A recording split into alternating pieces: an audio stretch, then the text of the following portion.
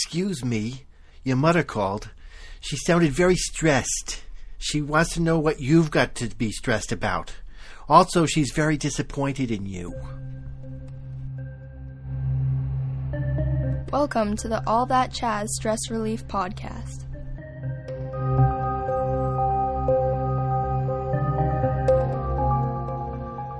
Hi there. I am your host, Robert Chute, and this podcast is brought to you by Do the Thing. You'll find the links to Do the Thing, my book about relieving stress, decreasing pain, increasing energy, and managing your time, at allthatchazz.com. Go to allthatchazz.com, that's with two Z's, and you can, or two Z's, depending on where you are, two Z's if you're nasty. Go to allthatchazz.com and you can buy the book, Do the Thing, which is a complement to the information that is given in this podcast. Secondly, I have now got an active Patreon page.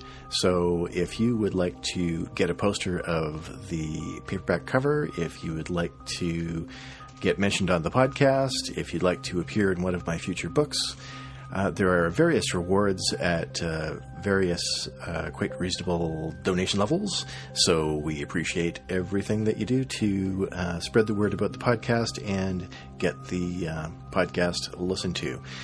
What I really want to do, my goal is to make the podcast go to twice a week. But right now, because of the cost of bandwidth and all that, it is only once a week. So I really need to make this podcast pay for itself. So if you can help us out at Patreon, just go to the button. It's on the top right-hand side of the page above the books that are for sale. You can find that at allthatchazz.com. And that's the advertisement behind us. Your time is valuable. Let's get right on with the subjects today. And they are threefold. One is about doing the little things and restricting access. I'm going to talk about drugs, when to take them.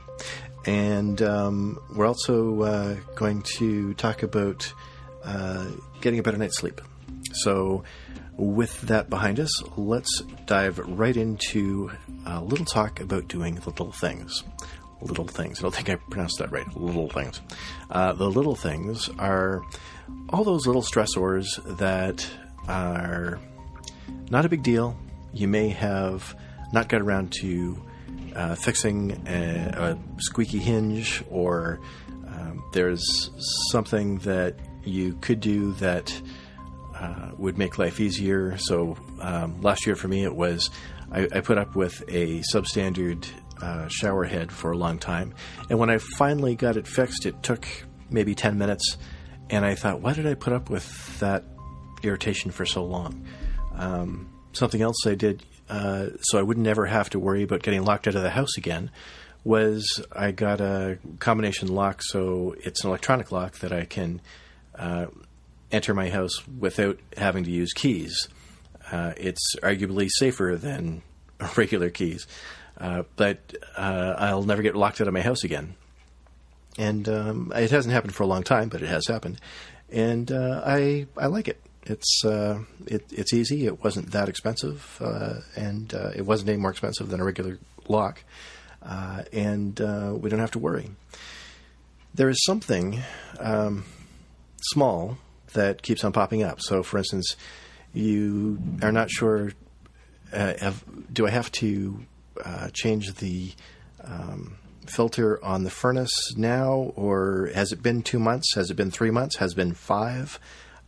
If you put that in your Google Calendar, then you know, or the calendar on your phone, just when you put that filter in and you know that you want to replace it in 3 months, then simply put that in the calendar and you'll get a reminder on your phone or on your computer, and it's taken care of. Mark it on your calendar, on the fridge, whatever you need to do. It doesn't have to be a high-tech solution. It just has to be a solution. Maybe it's a drawer that is sticky. All these little things, it doesn't seem like a big deal, so that's why these fixes get put off. But in fact, a lot of the little things cause us more stress than a big thing in the long term. So if you have a big stress, we're actually pretty well equipped to deal with that, and we get lots of support, and we have, there's no 1-800 number line to call because you're stressed out because of the little things.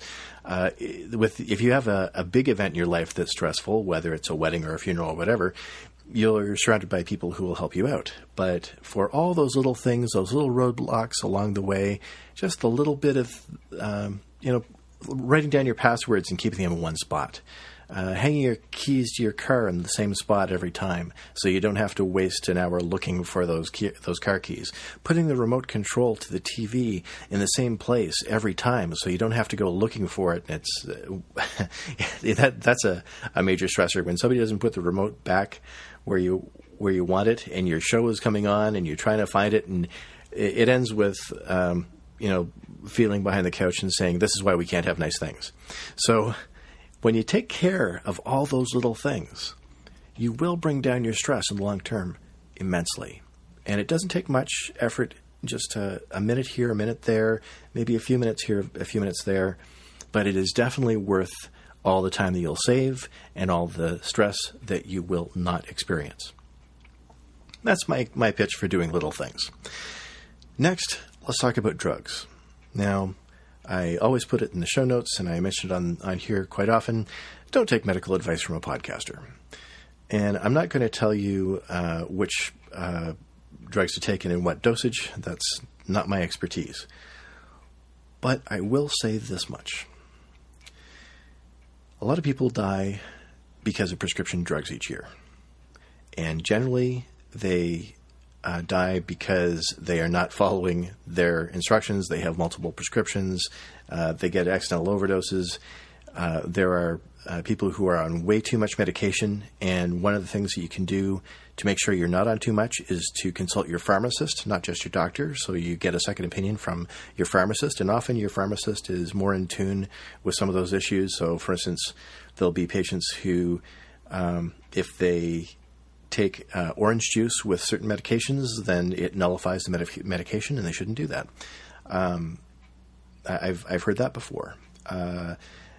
So generally, you can say that people are over-medicated, and I wouldn't argue with that. Generally, people are over-medicated. The problem with it is that generalization can be quite dangerous, because there are a lot of people who really need the medication that they're on. So you really need to consult with your doctor. You need to consult with your pharmacist, see what you need to be on, and follow those instructions.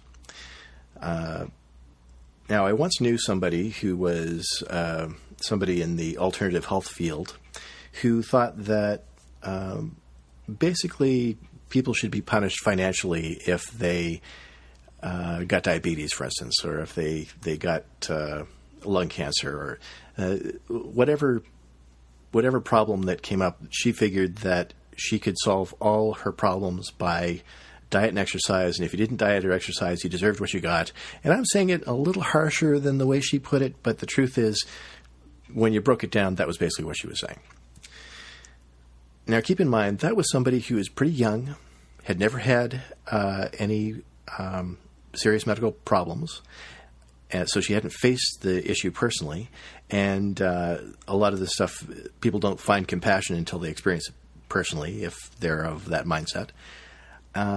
And because she was young, because she didn't have that experience, and because she was gifted genetically in that she wasn't born with, say, a predisposition to heart disease, she wasn't as sympathetic as she should have been to people with those problems, or the financial obligations that come with that. If you have diabetes, then it's going to cost you more money for test strips and all that stuff, and hopefully you have a good drug plan. A lot of people don't. So what I wanted to talk about today as far as drugs go is sometimes I meet people who should be on drugs, but they're afraid to take them. And I see a lot of nervousness about that, where there's a little bit of too much paranoia about taking drugs. Now, as I say, this is not my area of expertise, but I do have some personal experience in that my mom died of lung cancer. She'd never smoked a day in her life, by the way, and hated smoking. But 15% of people who get lung cancer never smoke. And she got it, and she grew up at a time where there weren't as many pain medications available. And she was afraid that if she took a pain medication before she needed it, then she would become addicted, or it wouldn't be effective, or she wouldn't have that option later. And the truth is that's really not so much an issue now. There are a lot of pain medications. There are a lot of choices. And worrying about addiction, especially for somebody who's suffering a terminal illness, one, you don't have to worry about a addiction with a terminal illness. That's just silly. You don't have that kind of time. And if you're in pain, you shouldn't suffer. I think suffering should always be optional. And the other issue was about this fear that if she took the medication, it said something about her pain tolerance. She actually had a very high pain tolerance, I happen to know, because she could take a dental operation without anesthesia. But there was a stigma about it, which wasn't appropriate. If you have pain, you don't have to worry about becoming addicted. A lot of the stuff that people take, if you're in serious pain in hospital, for instance, they'll give you very powerful pain medication. But that doesn't mean that when grandma gets out of the hospital, she'll have to hang out with meth addicts, go to a meth lab, and become Walter White and make really great blue ice. No, you're in pain. It brings you down. You're not going to even get high in most cases for most medications because it's eliminating the pain. It's working on the pain receptors. It's not working. It doesn't interact with your brain the same way when you're in pain as opposed to when you are not and you're just looking for a high. So, as I say, not my area of expertise, and not don't take medical advice from a podcaster. Talk to your doctor. Talk to your pharmacist. That's what I'm pushing. But also beware of people who, especially in the alternative healthcare community, I've run into this many times, where they have a prejudice against prescription medication. And my contention is that if you have suffered, then you understand the need for prescription medications, and you thank God or thank Thor or thank big brains who come up with these things that you have those options. I was listening to a podcast not too long ago where it was about murders in the 60s in Boston. And there was this woman who was killed in an apartment, and the woman who knew her was reminiscing about the newspaper reports at the time. And because she was past 50, she was referred to as elderly. Of course, we don't think of 50 as elderly now, and one of the reasons for that is because we have better medications to deal with the ills of aging. Sometimes I think we lose track of those little pharmaceutical miracles, and yes, pain medications are dangerous. Yes, you have to follow those instructions carefully, and I'm looking for some balance in how we think about pharmaceutical medications. I think that's really important because a lot of times it tends to be either too much or too little, and you'll find the sweet spot in the middle by consulting your pharmacist and your doctor. And finally, a little bit about sleeping better. A lot of times people will have issues with sleeping poorly. I have a sleep disorder, and I have pretty much beaten it. I do sometimes still have insomnia some nights, but I find that several things have helped me. One is not eating close to bedtime. 2 is not eating so much. 3 is eating much better. So lots of green smoothies, that sort of thing, has helped me in that regard. I've noticed a difference. I use the Sleep Cycle app. If you want to check that out, go pick up a Sleep Cycle app, and it'll give you some sense of how well you're sleeping and how much you're moving in the night, that sort of thing. And I find that quite helpful. One thing that wasn't in Do the Thing, which I talk a lot about sleep, helping people sleep better in the book Do the Thing, but one I didn't include was that if you get up at the same time each morning, it could be helpful. And this has to do with hormonal release. If you get up and get out in the light early, then you will get to a better spot hormonally when it comes time to go to bed. And one of the things that I suggested from Do the Thing that I think is probably the smartest thing I've done yet, which has helped immensely, is I use an alarm clock. Not to get up in the morning. I use an alarm clock to tell me it's time to go to bed. I needed an adult in my life to say, okay, what time is time to get ready for bed? So at 10 o'clock each night, my alarm tells me, stop whatever you're doing. It's time to go into the mode where you are settling down, things are taken care of for the day. I'm reading and relaxing. And I might have a warm bath a couple hours before bedtime, or there's all sorts of little tricks and tips. And we did a visualization in the podcast that was helpful for getting to sleep. But if you have an alarm clock that is telling you, time to go, it's kind of like that Fred Flintstone cartoon where the alarm goes off and your work is done for the day. That's one thing, is we have to make sure that we get to a point where the work is done for the day, not work, and then straight to bed. It's work when you work, and then a space, and then bedtime. That's one thing I find with a lot of people is we really don't make a space between work and play, and work on and work off, especially if you work from home or if you work with computers. If you're constantly checking work email in your off hours, then you don't have off hours. That's one thing I started to do with one of my jobs. I have 4 jobs, and one of them is I manage a design firm for Kit Foster at kitfosterdesign.com. And I used to work in such a way that I was always working because I was constantly checking email, dealing with everything as it came in. That was very inefficient and very stressful. So now I check it once a day. I batch my work, and it's done. So I've limited access a bit, but I couldn't keep up the pace. It was too stressful, and I would never have any time off. So this is a better way of dealing with all those issues. So there's a bunch of other issues that I worked around on that.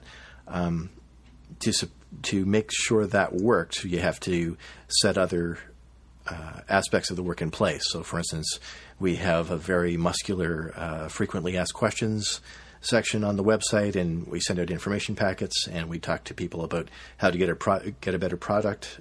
So we created shortcuts to support this new system, and it's working great. And I feel much better because I actually do get time off instead of being on 24/7, 365. So limiting access is something I found from the book. I was in Cuba. I read The Happiness Equation, and I do recommend that to everybody. So if you're on Amazon and you're buying Do the Thing, also pick up The Happiness Equation, and I think you'll find that that's very helpful too. And with that, I am a bit over time, so I'm going to cut it down for today, and I will wish you a very happy and stress-free day, or less stress day. To help you in that goal, go to allthatchazz.com. Check out our older episodes of stress-busting podcasts, and also pick up Do the Thing from the link at allthatchazz.com, and you'll find all my other books there too. So have a great day, and I'll see you next week. Take care.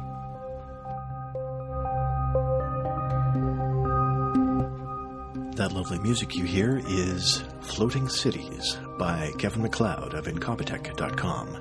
Thank you to Kevin MacLeod of Incompetech.com for his royalty-free music.